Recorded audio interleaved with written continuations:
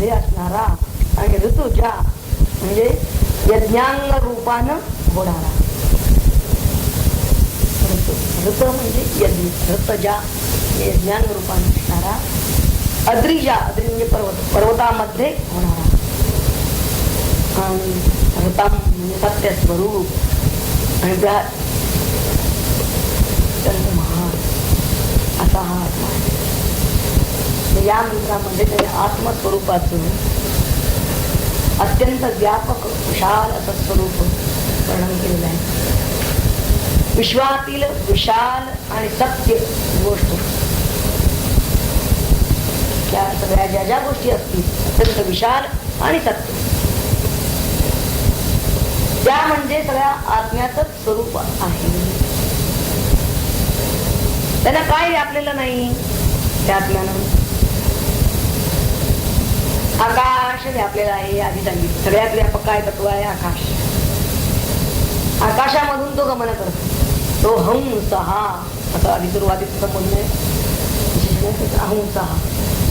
आता हंस म्हणजे काय? हंती म्हणजे सर्वत्र, गच्छती इति असे हंस शब्दाची पुढे आहे. हंस या शब्दाचा अर्थ आहे हंती, त्यातला मूळ धातू. हंती म्हणजे सर्वत्र गच्छती इति, म्हणजे तो सर्वत्र आहे, तो सर्वत्र गमन करतो. आकाश हे सर्वगत आहे, तसा आत्मा सुद्धा सर्वगत आहे. परमात्म्याला इथं हंसाची उपमा दिलेली आहे. हंस जसा अत्यंत शुद्ध धवल आहे, गतिमान आहे, असं जसं त्याचं स्वरूप आहे तसा हा आत्मा सुद्धा अत्यंत विशुद्ध धवल आणि गतिमान हे हंस रूप. जीव लोकांमध्ये म्हणजे तेजो लोकांमध्ये तो सूर्य रूपानं राहतो. हंसा शुचिषद, शुचिषद अत्यंत तेजस्वी अशा लोकांमध्ये आहे. हंस याचा अर्थ इथं सूर्य असा या अर्थ घ्यायचा आहे. वसू असा पुस्तक पद आलेला आहे.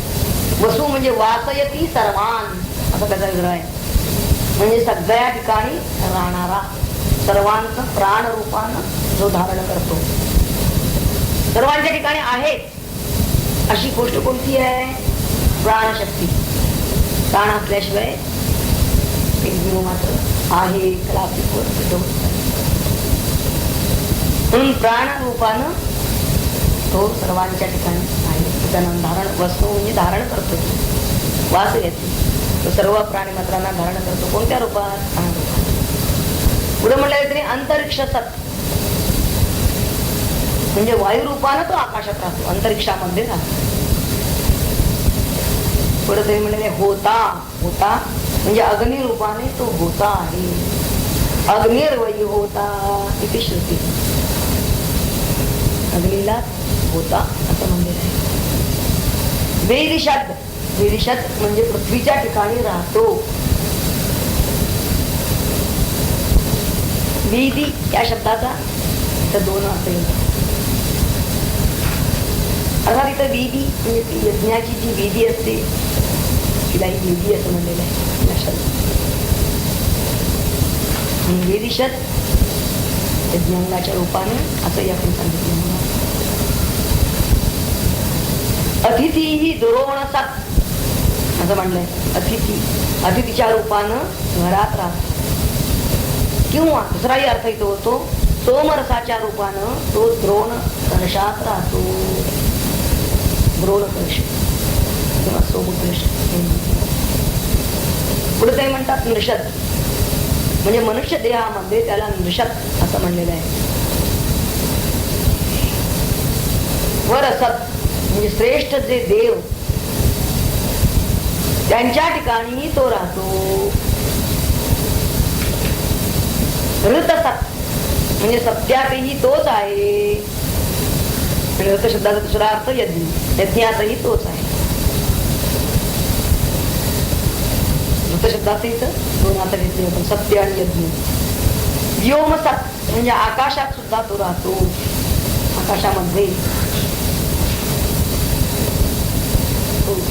वायू रूप आहे. आकाशामध्ये जे जे काही आहे त्या सर्व रूपामध्ये तो आहे. अबजा म्हणजे पाण्याच्या ठिकाणी सुद्धा तो आहे. तर कोणत्या कोणत्या रूपामध्ये आहे तो पाण्यामध्ये? पाण्यामध्ये जे मोती आहे, शंख शिरले आहे, ते मकर मच्छर हे जे आहे, या रूपामध्ये तो पाण्यात राहतो. गोजाहा म्हणजे धरणीवर, धरणीमधून काय काय उत्पन्न होतं? जा म्हणजे जनजायते, उत्पन्न निर्माण होतं. धान्यादी जे जे काही आहे, धनधान्य जे उत्पन्न होतं त्या रूपामध्ये तो परमात्मा आहे, तो आत्माच आहे. आणि ऋतजा, ऋत म्हणजे यज्ञ, यज्ञामध्ये चवन केला जाणारा ऋतजा. अद्रिजा म्हणजे पर्वतांच्या पासून जे जे काही निर्माण होतं, पर्वतामधून धबधबे आहेत, झरे आहेत, नद्या आहेत, जे जे काही निर्माण होतं त्या पर्वतामधून उत्पन्न होतं ते सगळ्या रूपांमध्ये तोच आहे परमात्मा. हा परमात्म्याची ही विविध रूप ते सांगतायत आपल्याला, आणि त्या रूप विविध घेतलेत त्यानं, पण आहे मात्र तो एक आत्मा. ऋतम तो कसा आहे? सत्य स्वरूप आहे, म्हणजे त्याचं रूप कधीही बदलत नाही, त्रिकाला बाधित आहे स्वरूप आहे. सर्वात्म स्वरूप जरी तो असला, सर्वांच्या ठिकाणी आत्मरूपान जरी असला, तरी ज्याचं स्वरूप अबाधित आहे त्याला सत्य स्वरूप असं नाही.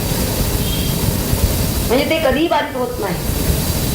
म्हणजे विविध रूप पालटतील परंतु हा बाधित होत नाही. रूप होतात आणि राहतात, त्याला उत्पत्ती आहे, विनाश आहे, परंतु आत्म्याला नाही. आत्मा हा बाधित आहे पण आत्मा सर्वात आहे पण नाशवंत नाही, म्हणून ऋतम असं म्हणलेलं आहे. त्याच्या ठिकाणी नाशवंतपणा नाही, भेद नाही. विविध रूपाचा त्यांच्या ठिकाणी भेद आहे, पण याच्या ठिकाणी भेद नाही. आत्मा कसा आहे? आत्मा भेदशून्य नाही, तो अखंड आहे, तो एक आहे, तो अवयवहीन आहे. जी रूप घेतात त्यांना अवयव असतील. एक वृक्ष जरी घेतला तरी त्या वृक्षाला मूळ, खोड, पान, फूल, फळ वगैरे अवयव आहे, पण त्यामध्ये जे आत्मतत्व आहे त्यात ते निरवयव आहे. बृहत म्हणजे अति विशाल, इतका की तो सर्व दृश्य मात्राला कारण आहे. किती विशाल, तर जे जे आपल्या जाणीवेच्या टप्प्यात येत त्याच्याही अतीत तो आहे. किंबहुना सर्व दृश्याला तो कारण झालेला आहे, त्या सर्वांच्या तो पार आहे, सर्वाहून मोठा आहे. सर्वांचा तो कारण आहे म्हणून सर्वांपेक्षा महान आहे. तो सर्व व्यापक अशा जगाचा आत्मा आहे. या मंत्रामध्ये त्यांनी जे आपल्याला आत्म्याचं स्वरूप वर्णन करून सांगितलेलं आहे ते असं आहे की सर्व चर अचर सर्व रूपामध्ये, सर्व सृष्टीमध्ये तो ओतप्रोत आहे. तो एकरूपत्वान आहे, कुठे कमी, कुठे जास्त, कुठे थोडा असं नाही, सगळीकडे समूह आहे. असं स्वरूप असण्याचं त्यांनी या मंत्रामध्ये आपल्याला वर्णन करून सांगितलेलं आहे.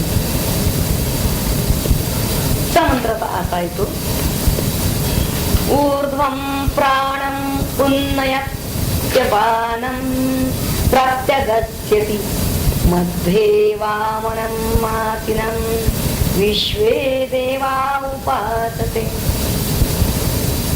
प्राणं ऊर्ध्वं उन्नयति आणि अपानं प्रत्यक् अस्यति, मध्ये वामनं आसीनं वामनं विश्वे देवा उपासते. अर्थ असा आहे, जो प्राणवृत्ती रूप प्राणवृत्ती रूप वायूला, त्या प्राणाला ऊर्ध्वम उन्नयती, हृदयापासून वर जावयाला लावतो. प्राणवायूचं स्थान कुठे सांगितलेलं आहे? प्राण हा कुठे आहे? हृदय स्थान सांगितलं. त्या हृदयापासून जो वर जायला त्याला लावतो, त्याचप्रमाणे अपानं प्रत्यक् अस्यति, अपानाला खाली फेकतो. आणि मध्ये आसीनम वामनम, आणि तो आत्मा कुठं स्थित आहे? हृदय कमलामध्ये. मध्ये याचा अर्थ हृदय कमलामध्ये तो स्थित आहे. आसीनम म्हणजे स्थित आहे. तोच हा वामनम म्हणजे तोच मागच्या मागे सांगितलं तसं अंगुष्ठ मात्र पुरुष वामनम. आणि तो कसा आहे? उपासते, उपासना योग्य आहे, भजनीय आहे. विश्वे देवा उपासते, त्याच्याच सत्तेने सर्व इंद्रिये व्यापार करतात.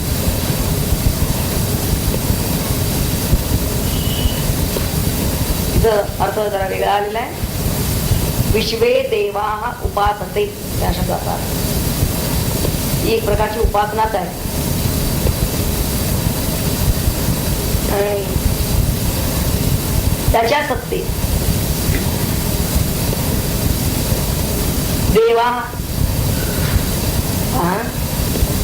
या शब्दांचे अर्थ काय आहेत ते आपण बघूया जरा. पहिल्या दोन्ही चरणामध्ये त्यांनी सांगितलं आपल्याला की आत्मा हा प्राणवायूला वर नेतो आणि अपानवायूला खाली टाकतो. आणि हृदयाकाशामध्ये त्या असणाऱ्या त्याला वामन असा शब्द त्यांनी वापरलेला आहे. त्या वामनाला सर्व देव बसतात. साधा शब्दाचा अर्थ, शाब्दिक अर्थ घेतला तर काय होईल?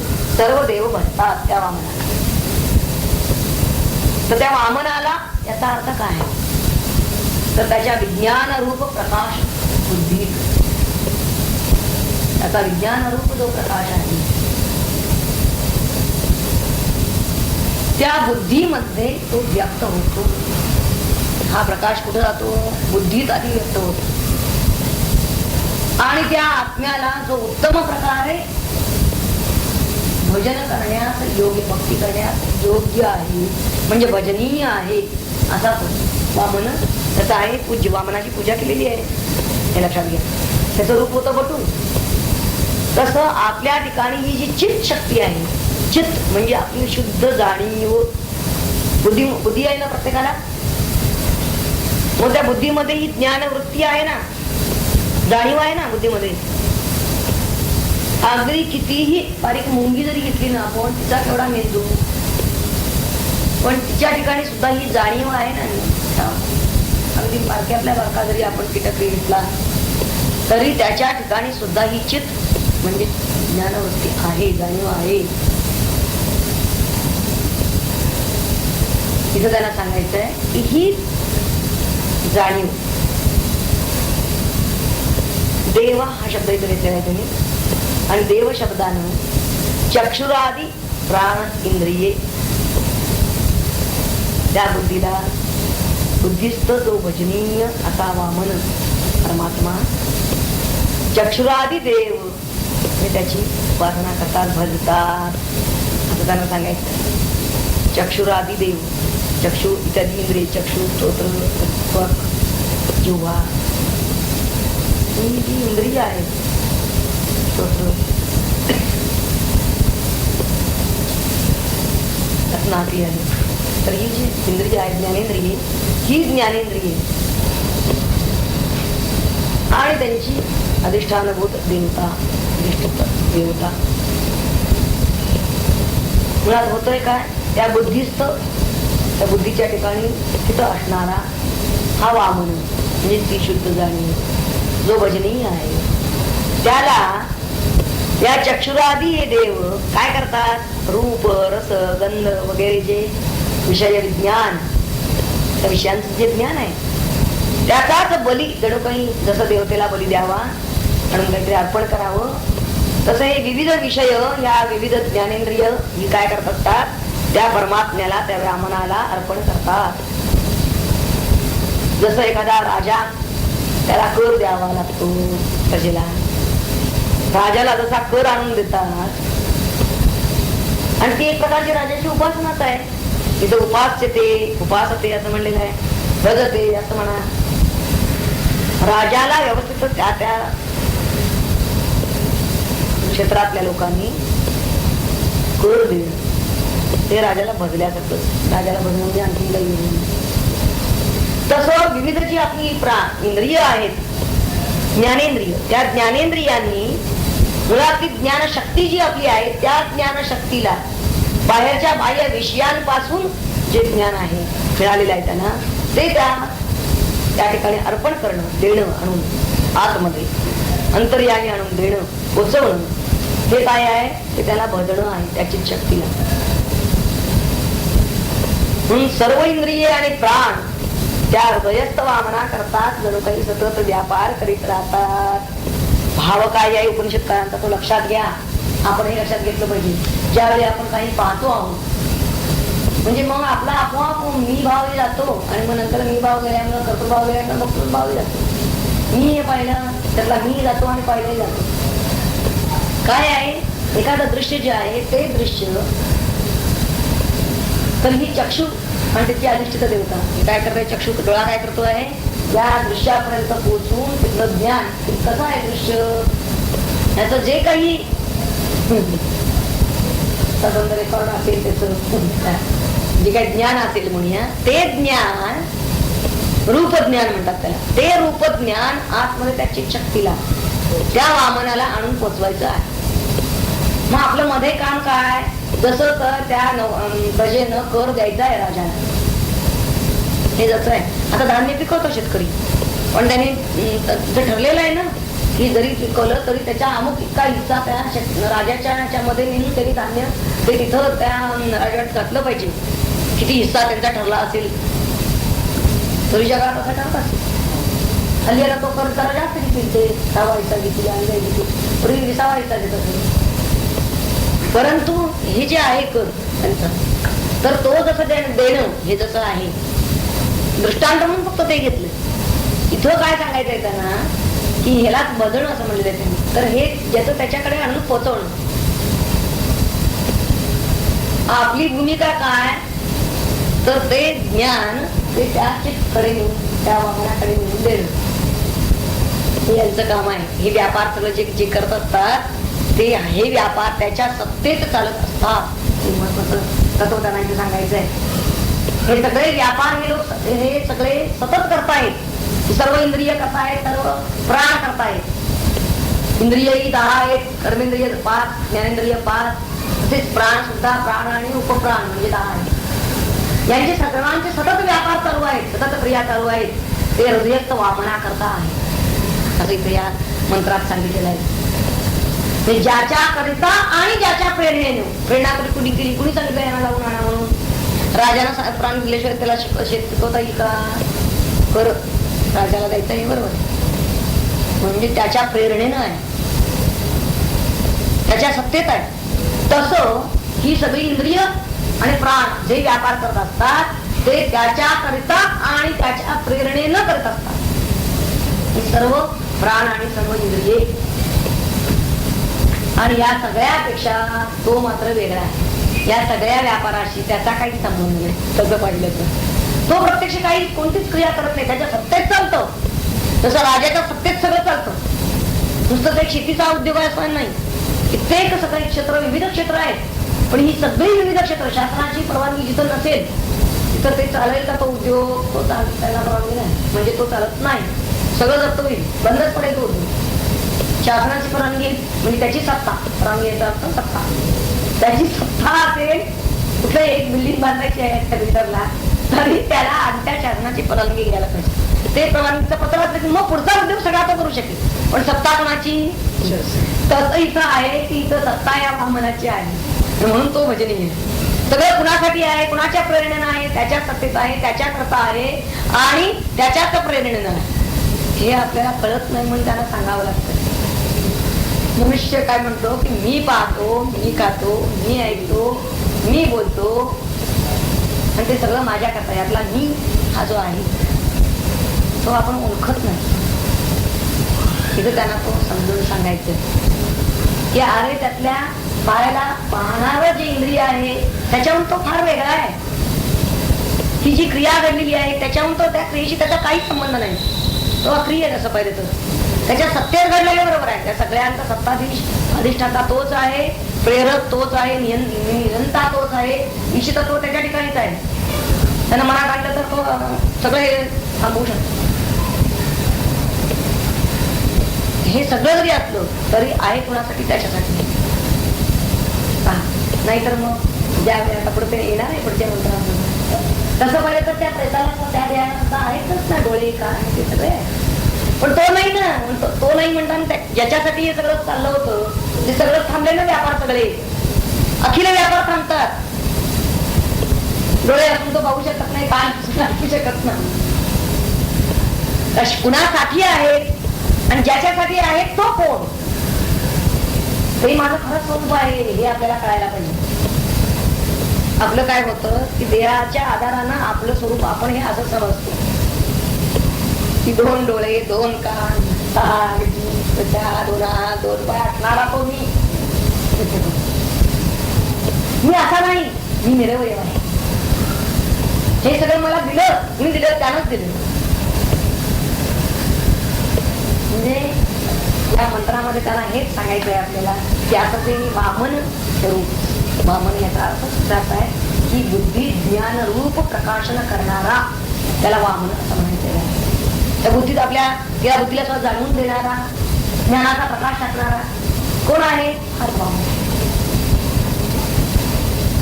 आणि जसं त्या वामनानं रूप घेतलं एवढंच तसं आपल्याला ही वृत्ती आपल्या ठिकाणची ज्ञानवृत्ती वृत्ती वृत्ती आहे. ती जरी तिचं रूप छोटस वाटत असलं, ती आत्मज्योती जरी छोटी वाटत असली, अनुष्ठ मात्र पुरुष म्हणलंय त्याला, असं जरी असला छोटं रूप जरी त्याचं असलं, कारण मागच्या ह्याच्यात तुम्ही गेलेलं आहे की त्याचं दर्शन घ्या वगैरे, त्याची त्या गोष्ट मात्र आहे छोटी रूप आणि ज्योत आहे तिचं दर्शन घ्या म्हणून. पण असा जरी असला तरी वामनानं जसं प्रचंड रूप धारण केलं, नंतर सर्व व्यापक झाला, तो सगळं त्रैलोक्य व्यापून टाकलं, तसं ही बुद्धी इतकी विशाल बृहत होऊ शकते आणि तशी व्हावी त्यांची इच्छा आहे.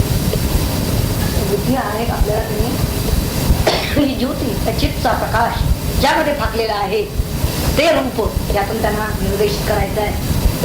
कशाच्या आधारानं काय नेमकं आपल्याला साधन भगवंतांनी दिलेलं आहे, भगवंताच्या कृपेनं आपल्याला नेमकं काय मिळालेलं आहे आता, आणि त्याचाच वापर करून आपण त्याच्यापर्यंत पोचायचं हे सांगायचंय त्याला मुख्य. की त्या बुद्धीचा वापर, ती बुद्धीनं हा कृत्य न घालवता आपण जर त्या बुद्धीला इतकी जर विचार करू शकलो की त्या तेजाच्या ज्योतीनं संपूर्ण सगळं सर्व व्यापकती झाली, सर्व तेजरूप होईल, असं जर झालं आणि तसं व्हावं यासाठी ते म्हणतात, मी आहे कुठे ज्योती किंवा हे वामन रूप तर हृदयाकाशात आहे. कुठेतरी विश्वे देव असा शब्द वापरलेला आहे. आता विश्वे देव देवा उपासते असं सुद्धा सुद्धाही वाचता येईल आणि विश्वे देवा असा एक शब्द वाचता येईल बघा.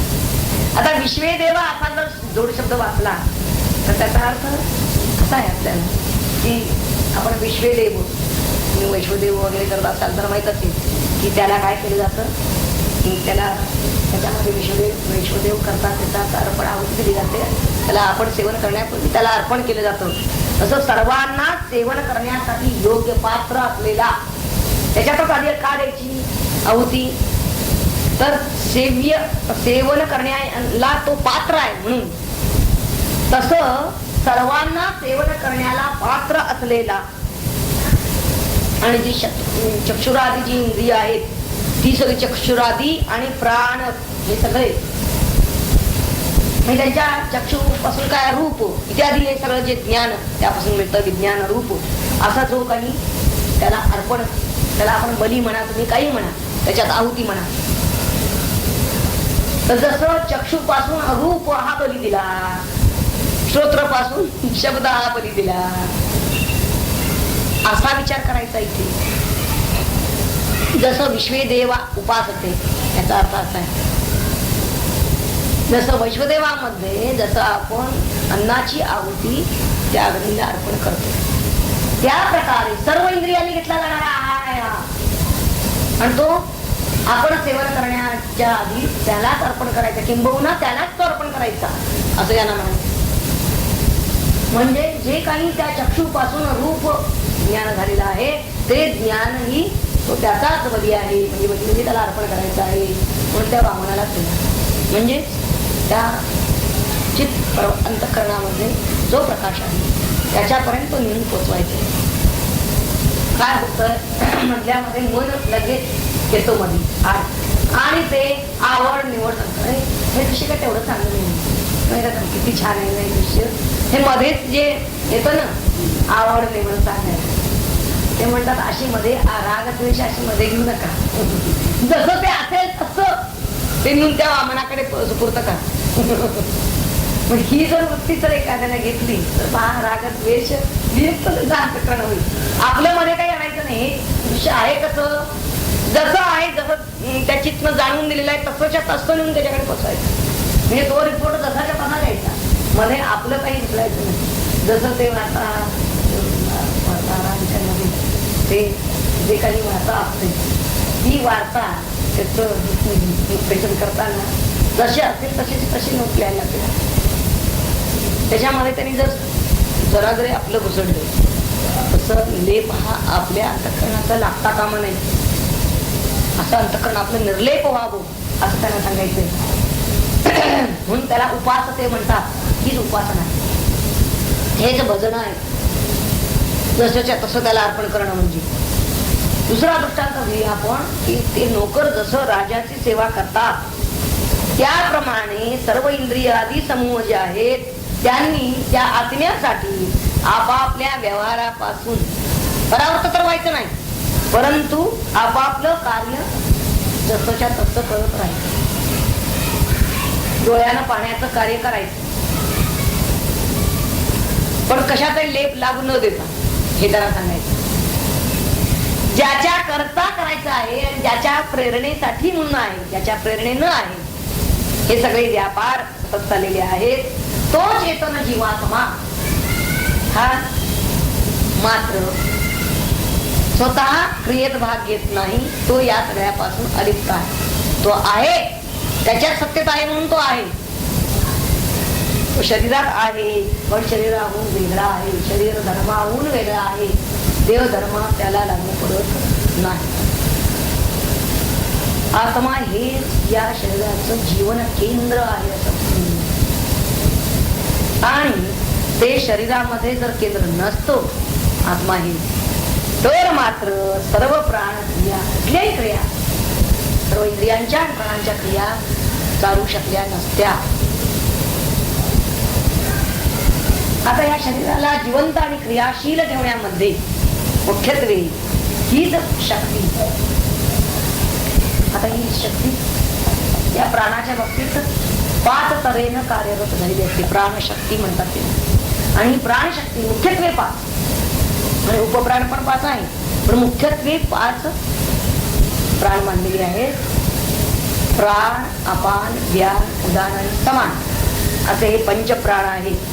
प्रत्येकाची स्थानं ठरलेली आहेत आणि प्रत्येकाची कार्य ठरलेली आहेत. त्याचप्रमाणे ते कार्य करतात, अन्य कुठलं करत नाही. आपल्याला वाटतं प्राण सगळं करतो, त्या प्राणाचे हे विभाग त्यांनी सांगितलेले आहेत. त्यातला प्राण हा प्राणवायू जो आहे, अपान वेगळा. प्राण जो आहे त्याचं स्थान हृदय सांगितलं, हृदय स्थान. आणि हा मुख्यत्वे त्याच्या क्रिया म्हणजे क्षुधा, पिपासा, भूक लागणं आणि तहान लागणं. त्यानंतर फुफ्फुसे आणि श्वसनेंद्रिया यामध्ये ज्या क्रिया होतात त्या या प्राणवायू होतात. ज्ञान संपादनासाठी प्राण कार्य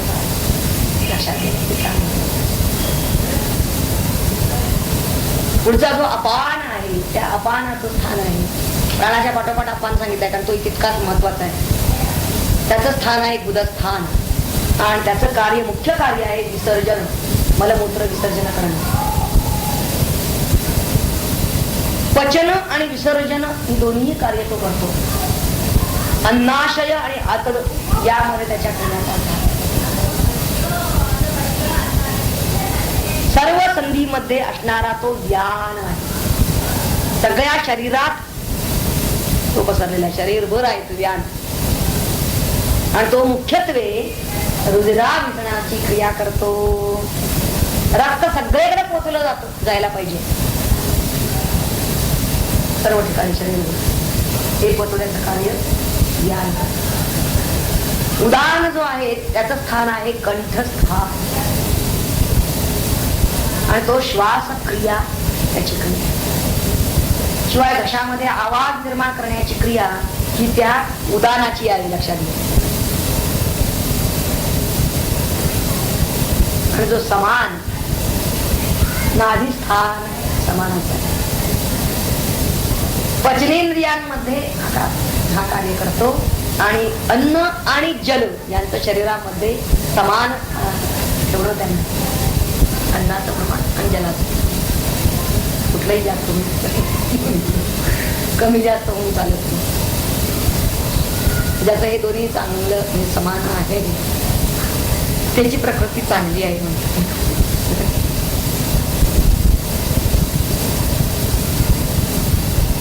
आता इथे देवा असं तरी सांगितलेलं आहे. आपण पाहिलं की पंच ज्ञानेंद्रियांच्या ज्या अधिष्ठाती 5 देवता म्हणजेच पंचमहाभूते त्यांना देवाहा असा शब्द इथं वापरलेला आहे. पंच ज्ञानेंद्रियांच्या 5 अधिष्ठात्री देवता म्हणजे पंचमहाभूते. पंचमहाभूत आपल्याला माहिती आहे, आकाश, वायू, अग्नी, जल आणि पृथ्वी. आता यांच्याही बाबतीमध्ये असं आहे की सत्व गुणाचं प्राबल्य असणारा आकाश तत्वात्मनला भाग म्हणजे त्याच्यापासून श्रोत्र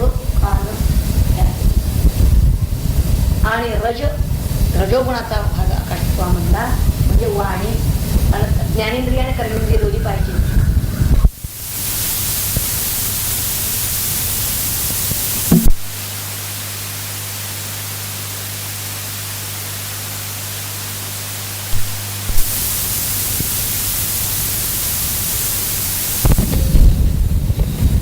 वायुतत्वापासून त्वचा म्हणजे तत्वाधिष्ठित आणि रजोगुणापासून हात. वायुतत्व त्याच्यापासून काय झाले हात.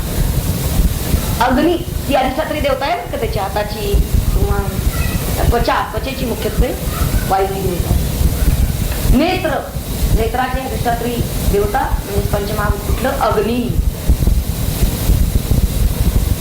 आणि पाय रजोगुणापासून पाय आहे अग्नी पंचमहाभूतापासून.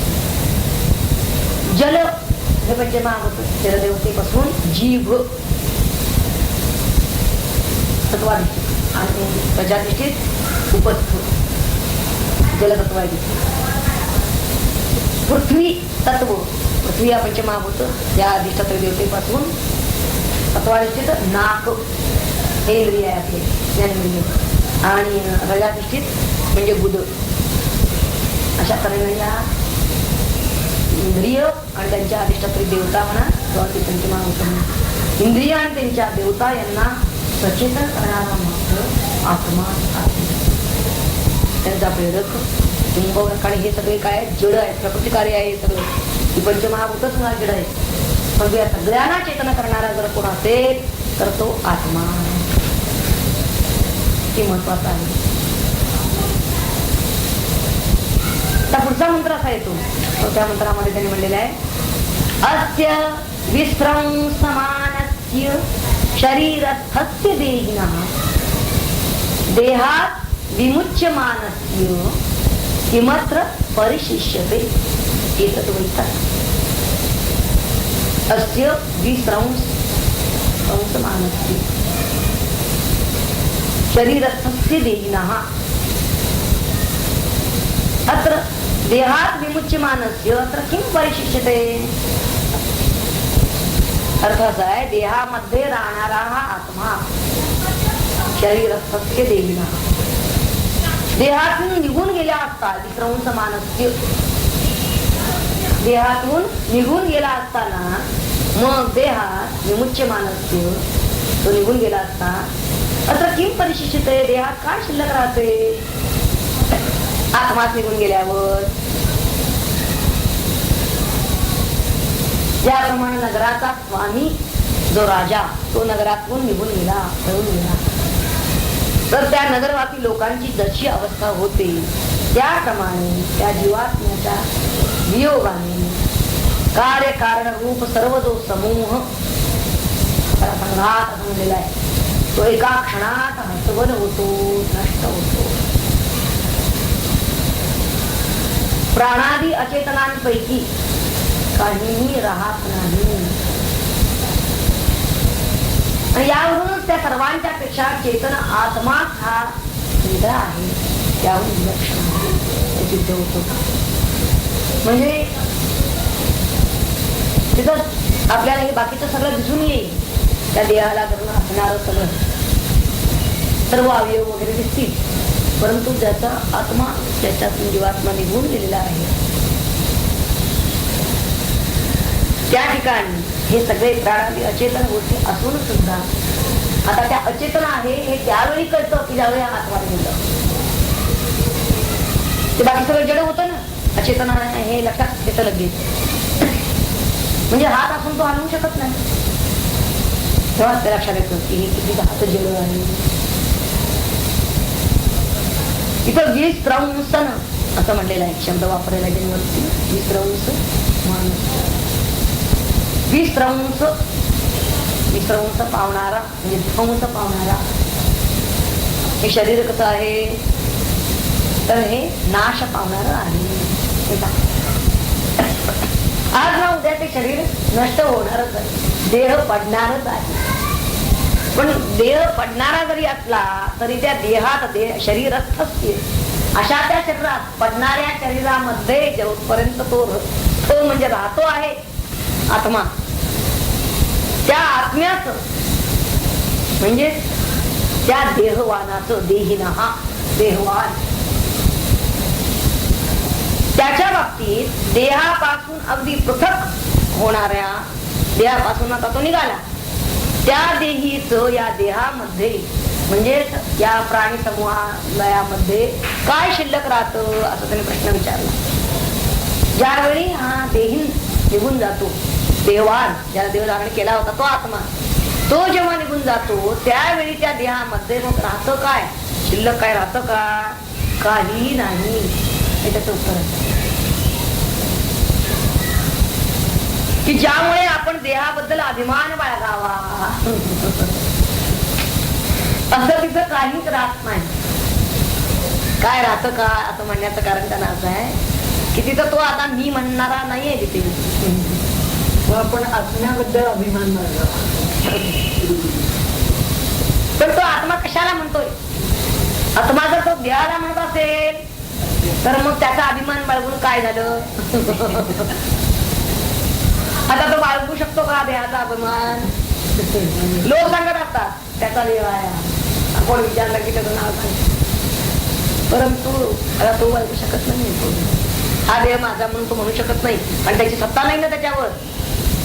आता लोकांची सत्ता आहे. लोक म्हणतात की अरे उचला त्याला, एक जर म्हणतो त्याला घेऊन नंदी द्या, एक जर म्हणतो नको त्याला पुरून टाका. त्यांच्यातच वाद सुरू होतो. त्याची काही सत्ता नाही त्याच्यावर. ज्याचा आपण अभिमान बाळगावा असा देह, त्या देहावर आपली सत्ता आहे का? ते म्हणतात आपली सत्ता काहीच नाही. किंबहुना जेव्हा तो आत्मा ज्याच्या सत्तेत हा देह असतो तो आत्मा निघून गेल्यावर ते शरीर कुजायला लागतं, चढायला लागतं. पण काहींना असं वाटतं की प्राण निघून गेलेत म्हणून ते शरीर नष्ट झालं असं काही जण म्हणतात.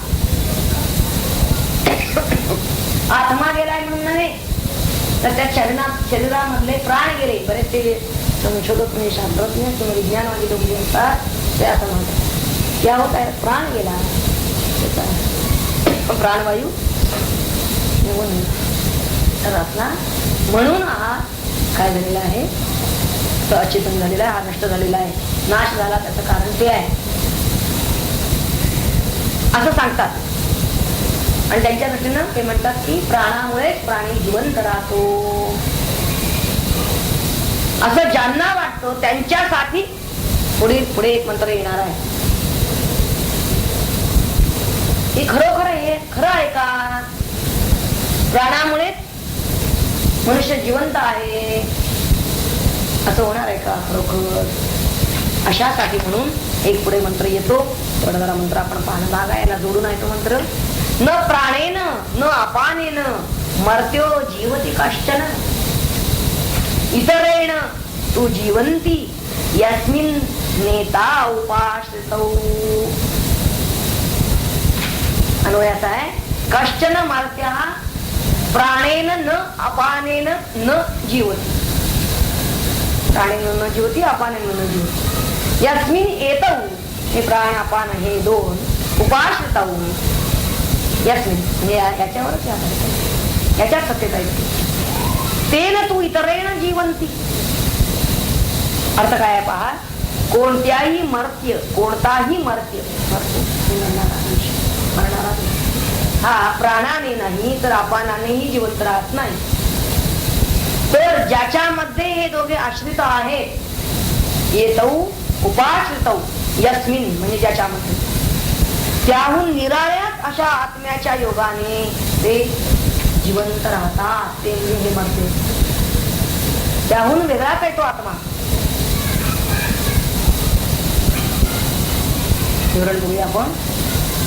आत्मा हा चित्त स्वरूप आहे. त्याचं आपण मागच्या मंत्रामध्ये पाहिलेलं आहे. स्वरूप चित्त हे त्याचं स्वरूप आहे आणि तोच सर्व वस्तूंचा आधार आहे हेही पाहिजे. आता पहिला या बैठकीतला पहिला मंत्र जो आपण पाहिला हे कसा यावं दुसरा मंत्र म्हणतो की सर्व कुठली वस्तू मात्र घ्या जगाला, सृष्टीमधलं या विश्वामधलं जगतातल्या कोणत्याही गोष्टीचा आधार जर काय असेल तर तेव्हा प्राणापानादी वायू किंवा हा इंद्रिय संघार सगळा हे स्वतंत्रपणे जीवाला जगवीत नाही. तर प्राणाचाही जो प्राण त्याचा आधार असणारा हा आत्मा जीवाला जिवंत ठेवतो. चैतन्य चेतना जी आहे ही शक्ती आत्म्याची आणि प्राण अपान सर्व इंद्रिय ही जड आहे. सगळी अष्टधा प्रकृती ही देहाच्या ठिकाणी एकवटली तरी सुद्धा आत्म्या वाचून ती जड आहे. कुणी कुणी या देहामध्ये अगदी 36 तत्वापर्यंत सांगितली. नुसतंच प्रकृती पुरुष 2 तत्व नाहीत किंवा त्रिगुणच नुसते नाहीत, नुसतीच पंचमहाभूत नव्हे किंवा नुसती अष्टधा प्रकृतीच नुसती नव्हे किंवा नुसती 17 तत्व नव्हे, नुसती 24 तत्व नव्हे, नुसती 36 तत्व नव्हे. म्हणजे कितीही तुम्ही जरी एकवटलं सगळे बरेच जण जरी एकत्र आम्ही बरेच जण आहोत त्यामुळे आता चालेल असं जर म्हणाल तर नाही. ते म्हणतात की कितीही ही प्रकृतीमधली कितीही तत्व जरी एकवटून आली देहाच्या ठिकाणी तरी सुद्धा आत्म्या वाचून ती सगळीच जड आहेत. आत्म्यामुळे ती चेतन होतात. त्यांच्या ठिकाणी चेतन असतो, चैतन्य किंवा चित्त हेच आत्म्याचं स्वरूप आहे. आणि हे चित्त म्हणजे शुद्ध जाणीव. आपल्या ठिकाणी शुद्ध जाणीव आहे. आपण याचा नित्य प्रत्यय घेत असतो कारण ते आपलं प्रत्यक्ष स्वरूप आहे. म्हणजे आपल्याला तत् अनुभूतीला येणारं स्वरूप आहे ते आपलं. जाणीव नाही अशी अवस्था आपली असते. म्हणजे आपण जेव्हा नेहमीच जातो झोपेत जातो तेव्हा त्याची सुद्धा आपल्याला जाणीव आहे. त्यानंतर मी झोपलो त्याची जाणीव. याचा अर्थ आपलं खरं स्वरूप हे चित्त आहे, शुद्ध जाणीवेतच आहे. अजिबात तिथं नेहमीला वाव सुद्धा नाहीये. तेव्हा फक्त काय होतं, आपलं खरं स्वरूप असं सदैव चित्त असताना सुद्धा, सदैव चैतन्य स्वरूप आपण असताना सुद्धा आपण ते जड अशा देहाशी सारखं लावतो. आणि जितकं आपण जड देहाला चित्तवत असतो तेवढी ती आपली जाणीव शुद्ध असलेली संकुचित होत जाते, देहाप्रती मर्यादित होत जाते आणि ती जड बनते. मूळचे आपण असे अत्यंत चित्त असताना आपण असे जड का होतो, आपण मर्यादित परिच्छिन्न का होतो, देशकाल वस्तू पुरताच विचार का करायला लागतो व्यापक असताना. म्हणून ती सदैव आपण देहाकडे जी लागलेली आहे ती जर आपण अंतर्मुख होऊन जर ती आत्माभिमुख केली, ती आपली शुद्ध जाणीव, तर मात्र ती मग अत्यंत सूक्ष्म बनेल, म्हणजे सर्व व्यापक बनेल. आणि मग आपल्याला आत्मदर्शन घ्यायला ती समज किंवा त्यावेळी आपण आत्मदर्शन घेऊ. हेच आपलं खरं स्वरूप हे आपण ओळखू. हे या नाही आपण सांगायचं या मंत्रामधून.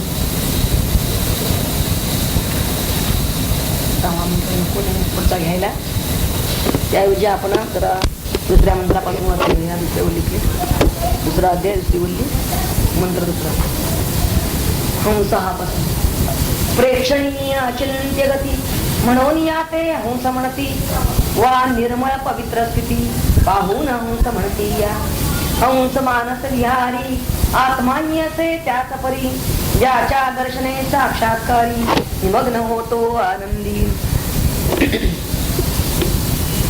पवित्र कैसे प्रतीक सूर्याचे हा लौकिक, ज्याच्या विहारे द्युलोक अलंकृत झाला असे. आत्मा व्यापितो सर्वासी म्हणून वसू म्हणती यासी, संचार अंतरिक्षासी वायुरूपे करीतो हा. अग्नी हाच हवन करता असे वदते श्रुती माता, म्हणून या म्हणती होता अग्निरूपे आत्म्यासी. यज्ञभूमीचे एक अंग वेदी ऐसे म्हणती चांग, जी पृथ्वीचा मध्यभाग उत्कृष्ट ऐसा वेद सांगे. वेदी रूप पृथ्वीवरी वास करी हा निर्धारी, क्षमा गुण त्या योगे तरी राहतो या भूमीमध्ये. यज्ञ समयी कलशामध्ये सोम होऊन हा नांदे, जणू येतसे आनंदे अतिथी रूपे ते ठाई. यज्ञ समयी कलशामध्ये सोम होऊन आनंदे, जणू येतसे आनंदे अतिथी रूपे ते ठाई. तो अतिथी सारखा आहे, सतत घ्यायचा नाहीये तो. अतिथी जसा केव्हा तरीच येणार, तसं यज्ञ समयी हा फक्त उपस्थित होणार आहे समजले.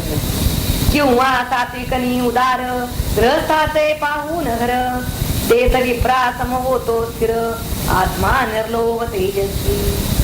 राहतो हा मनुष्यात श्रेष्ठ देवांच्या अंतरात, नियम विश्वाचे ते ऋत त्यात वसती आत्म्याची. अवकाश रूपे आकाशाला व्यापून ह्याचे उरला, व्यापकताजी येत त्याला अत्यंत ती आत्म्यामुळे.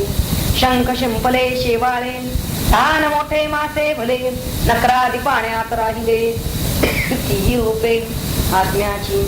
इंद्रियांच्या साऱ्या वृत्ती तीही असे आत्मशक्ती, गायीपासून जे जे होती पदार्थ तेही आत्मरूपे. गोजा हा शब्द वापरलेला आहे. गो हा शब्द पृथ्वीला जसा लागू पडतो तसा गायीला लागू पडतो, म्हणून गायीपासूनचे होणारे सगळे पदार्थ हे आत्मरूप मानलेले आहेत. तृणधान्ये वनस्पती पृथ्वीवरी जन्म घेती, गोजा याचा अर्थ आहे.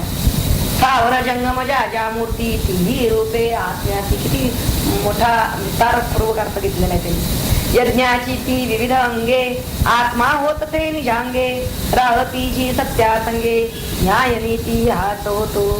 पर्वतावरून नाना रूप नदी निर्जर घेती झेप, तीही ठरती आपोआप व्यापकतेने आत्मरूपे. आत्मा कारण सर्वा होत म्हणून या म्हणती ब्रत, सर्व होऊनही विकृत यात किंचितही होत नाही. रंगभूमीवरी नट नाना भूमिका करी नीट, परंतु आपुले चोखट तत्व राखी अंतरंगी. फिरवून नाना यंत्रांना बीज न सोडी आपुलेपणा, अनुसरताही पात्रांना पाणी पाणीच राहते. संयुगे वा मिश्रणे होती द्रव्यांची भिन्न गुणे, परी त्यांच्या विविधतेने बाधेना मूलतत्वा. वर्ण गुण वा आकार तेही द्रव्यांचे अपार, परी न पावतो विकार आत्मा राहून ते ठाई. कोण या सर्व काही जणू काही होत नाही, व्यापक असून सर्व ठाई अरिक्त राही जसा तसा. म्हणून या आत्म्याप्रती धृत म्हणते आदरे श्रुती, धृतते न वेगळे निश्चिती. वत्वदृष्ट्या सत्यावरी सत्या त्याच्या हृत आणखी वेगळं नाही. नामरूपे वा स्थलकाल गुणकर्मांचे भेद विपुल, असताही जे अविचल राहते ते सत्य आत्मा. पुढचा मंत्र. सर्व विश्वाचे व्यापार चालती आत्म्याच्या बळावर, मग कान वलगरी शरीर चाले त्याच्या सत्तेने. शरीर क्रियांचे नियमन असे वायूवर अवलंबून, प्राणापान व्यानोदान समान हे भेद व्यासे. देही यंत्र तंत्र धर एक आहे हा समीर, हात देतसे आकार उदरामध्ये गर्भासी. दोष धातू अग्नीचे साम्य राखणे काम याचे, संयोग वियोग परमाणूंचे हात करी देहामध्ये. श्वासोच्छ्वास अन्न ग्रहण रसरक्तांचे विक्षेपण मलमूत्रांचे विसर्जन कार्ये असती वायूची आयुष्य टिकते वायूमुळे मनबुद्धीची प्रेरणा मिळे शरीर धातूंचे व्यापार सगळे घडून येती वायूने आकुंचन प्रसारण गमन प्रेरणा स्पंदन देवधातूंचे अभिवहन कार्य असती वायूची वायूच्या 5 प्रकारी प्राणापाना महत्व भारी जणू वाटली गेली सारी कामे यात दोहामध्ये वरच्या भागी देहातली कामे प्राण करी सगळी अधोभागीची उरलेली कामे सारी अपानाची योगी योग बळे करून प्राणापानाचे नियमन करीती तेने विलक्षण सामर्थ्य लावे योग्यांना प्राणायामाच्या अभ्यासात किंवा बंधाच्या साधनेत हेच होऊन नेमस्त देती चित्ता प्रसन्नता दोघांमध्ये हृदयस्थानी राहून आत्मा सूक्ष्मपणी वर खाली या प्रकारांनी गती देई तया प्रती प्रज्ञा प्रतिभा मेधा स्मृती सारा विवेक शक्ती या रूपाने आत्मज्योती बुद्धीमध्ये प्रकाशते म्हणून साऱ्या इंद्रिया प्रती आत्म्याविषयी असे प्रीती तयाची ती करीती भक्ती विहित कर्मे आपुलालया प्रजाजेवी सादर कृपास देई करभार देवी इंद्रिये उपहार जीवास देती विषयांचा ज्याच्यासाठी ज्याच्यामुळे देह व्यापार होती सगळे तो आत्मा हे साधना बळे जाणून घ्यावे सुज्ञानी जीवरूपे आत्मात जई शरीरास या स्वरूपाही तेव्हा मागे दुर्दशा होई नाना प्रकारे देहाची नयन होती आंधळे कान केवळ वृत्ती बिरे सौंदर्य सारे मावळे मुद्रा होते भैराई संपत्ती सारे व्यापार देह पडतो थंडगार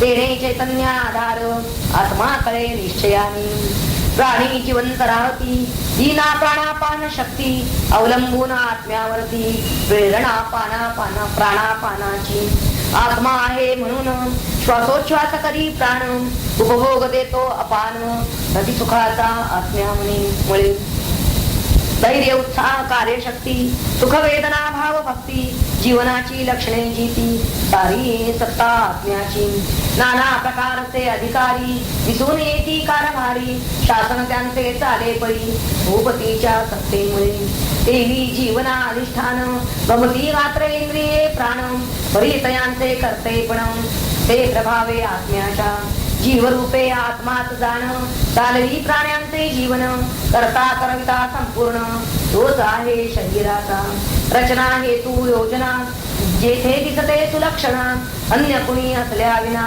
ही न येते प्रत्ययासी तसे देहाचे व्यापार चालविना जड शरीर म्हणून जीवना आधार आत्मा हाची जीवरूपे ओम सहना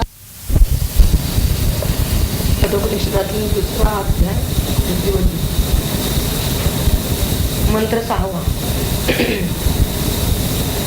हन्तैदं प्रवक्ष्यामि गुह्यं ब्रह्म सनातनं यथा च मरणं प्राप्य आत्मा भवति गौतम अन्वय हन्तते इदं गुह्यं सनातनं ब्रह्म प्रवक्ष्यामि मरणं प्राप्य आत्मा यथा भवति तत् गौतम शृणु अर्थात आहे हे गौतम म्हणजे हंत असो बरं ठीक आहे आता तुला इदम गुह्यम ते गुह्य सनातन ब्रह्म सांगतो ते गुह्य सांगतो सनातन ब्रह्म सांगतो मरणं प्राप्य मरणाला प्राप्त होऊन आत्मा यथा भवती आत्मा तसा होतो तत् ते हे ऐक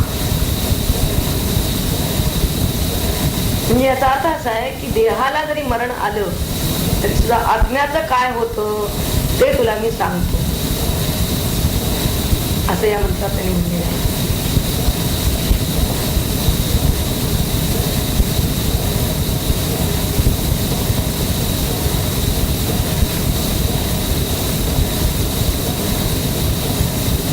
या मंत्रामधून नचिकेताला यमधर्म म्हणतायत, हे गौतमा, या गुप्त आणि सनातन ब्रह्म्याचं तुला मी निरूपण करतो आहे. तसंच मरणानंतर आत्म्याला, त्याच्या आत्म्याला काय गती मिळते तेही सांगतो. म्हणजे आत्म्याची ओळख करून न घेताच जर जीवानं देह सोडला तर तो पुन्हा जन्माला येतो, म्हणजे दुसरा देह त्याला प्राप्त होतो. हे सांगायचं यातून. ज्याच्या विज्ञानामुळे सर्व संसाराचा अत्यंत विनाश होतो, म्हणजे संसारच त्याच्या संपुष्टात येतो. संसार म्हणजे पुनरपि जन्म पुनरपि मरण, पुन्हा जन्माला येणं, त्याला संसार म्हणलेला आहे. ज्याला जाणल्यानंतर संसार संपुष्टात येतो, म्हणजे पुन्हा त्याला जन्माला यावं लागत नाही. म्हणजेच ब्रह्मविज्ञान ज्याचं झालेलं नाही, ज्याला हे ज्ञान झालेलं नाही, त्याला मात्र काय होतं, पुन्हा देह मिळतो, जन्म होतो, म्हणून मरण प्राप्त होत. आता मरण प्राप्त झाल्यानंतर मग पुन्हा त्याचं काय होतं, तर तो पुन्हा देहावर येतो, म्हणजे त्याला पुन्हा संसार चक्रातच भ्रमण करावं लागतं. हे सांगायचं आहे त्या मंत्रात.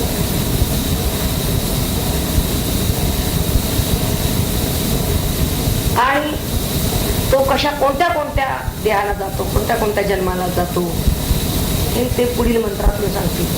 जसं त्याचं कर्म असेल आणि जशी त्याला बुद्धिशक्ती झाली असेल त्यानुसार तो देह घेईल तसा.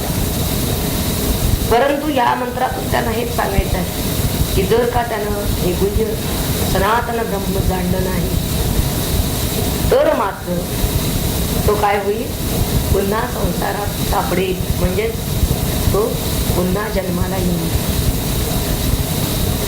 आणि हे त्याचं या मिटणार नाही. त्याला सांगायचं आहे थोडक्यात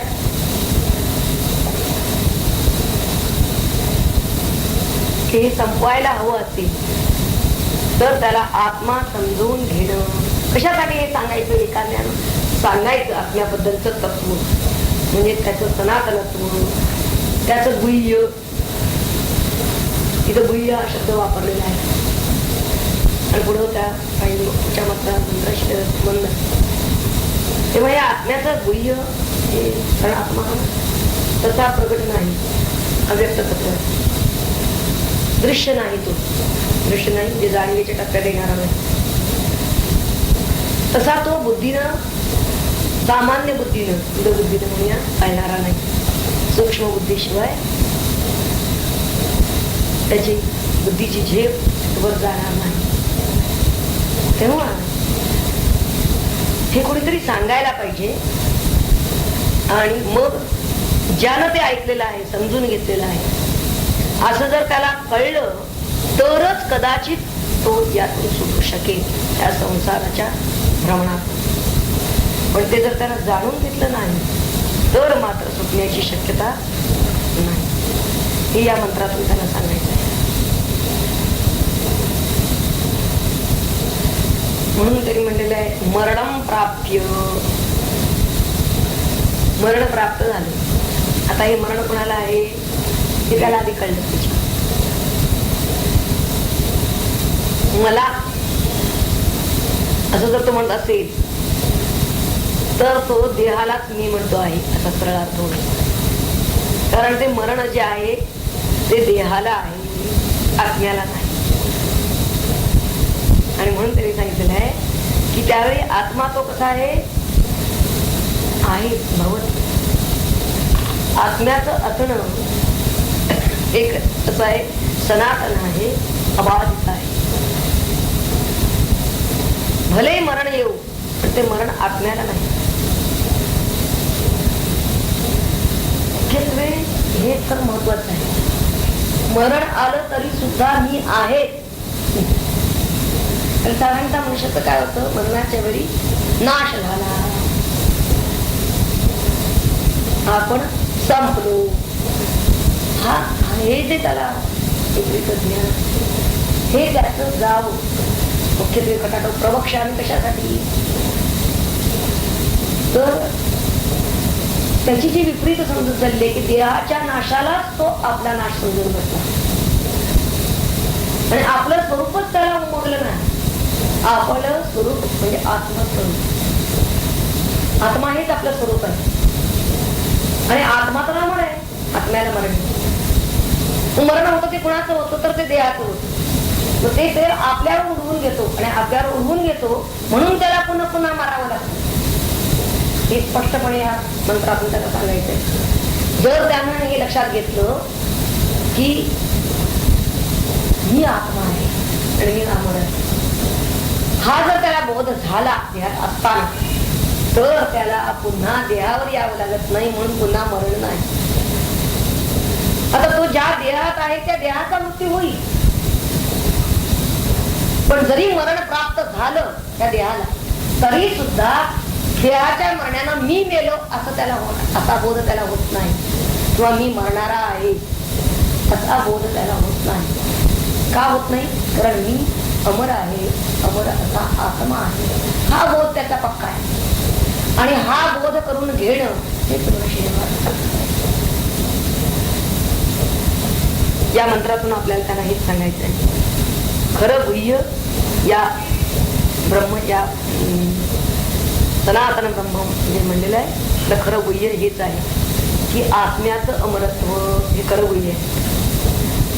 आणि तो आत्मा दुसरा तिसरा कोणी नसून मीच आहे, हे खरं गुह्य आहे आणि हे सनातन आहे, म्हणजे ते सत्य आहे. पण हे सत्य भ्रांत मनुष्य पत्करत नाही, अज्ञानी जीव पत्करत नाही. जे अबाधित आहे ते तो पत्करत नाही. तर नश्वर देहाला तो चिपटून बसतो आणि म्हणून त्याला पुन्हा पुन्हा पुन्हा पुन्हा पुन्हा नश्वरताच भोगावी लागते. का आपल्याला नश्वरता भोगावी लागते? सतत मरण त्याला का घ्यावं लागतं?